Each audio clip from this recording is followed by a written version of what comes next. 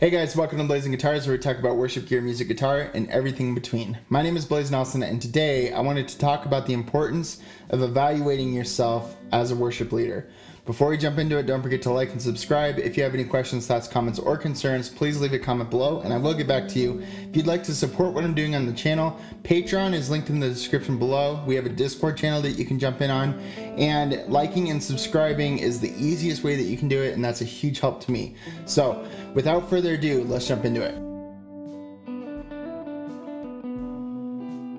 So one of my greatest fears as a worship leader is that I'll be doing it for a decade and then a new person will walk into church and think, wow, this music sounds terrible. And I know that's not what it's all about, and that's not what the heart of worship is, but I think it's also important to do what we do excellently, and in order to do that, we need to have tools around us to evaluate ourselves correctly. I recently heard about this phenomenon in psychology called the Dunning-Kruger effect, and essentially what the Dunning-Kruger effect is that people tend to evaluate themselves poorly, and incompetent people tend to evaluate themselves as more competent than they actually are.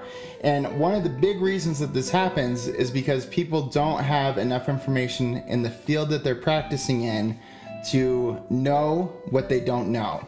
So for example, as a guitar player, I remember there was a time when, as I was practicing and playing, all of a sudden I realized everything that I didn't know. And if you never hit that point, then you might think of yourself as a really good guitar player because you just don't know what you don't know. So the question becomes, how do we accurately evaluate ourselves if we don't know how to self-evaluate at all?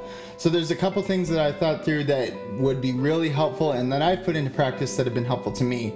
And the first one is to keep learning your craft. So keep learning guitar, keep learning vocals, keep practicing and getting better at your skill, because as you acquire more knowledge about your skill, then you'll start to realize the things that you don't know. And then that minimizes the chance that you'll over-evaluate where you actually are.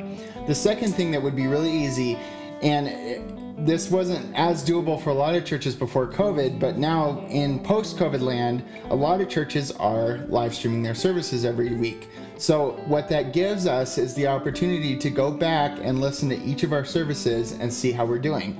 If your church doesn't do that, you can simply set up an iPhone and record your service and just get a feel for how it sounds, and then that way you can take notes and hopefully get better. So sit down with your recorded service with a pen and notepad and write down some ideas that you have, some things that you could do better, some things that you weren't aware of.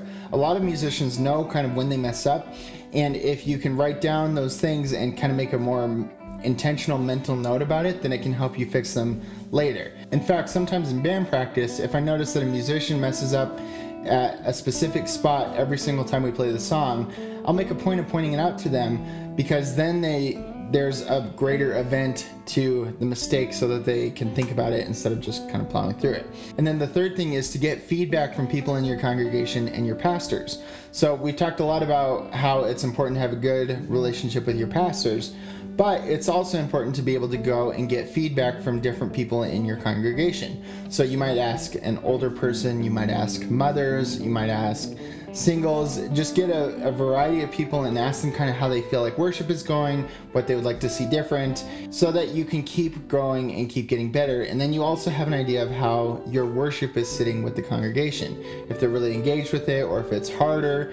If I introduce a new song, often I'll ask a couple people how they're liking it, and then I'll wait a couple weeks and then ask them again and see if it's sitting with them any better than it was the first week. And if they're still having an issue, then I'll scratch the song.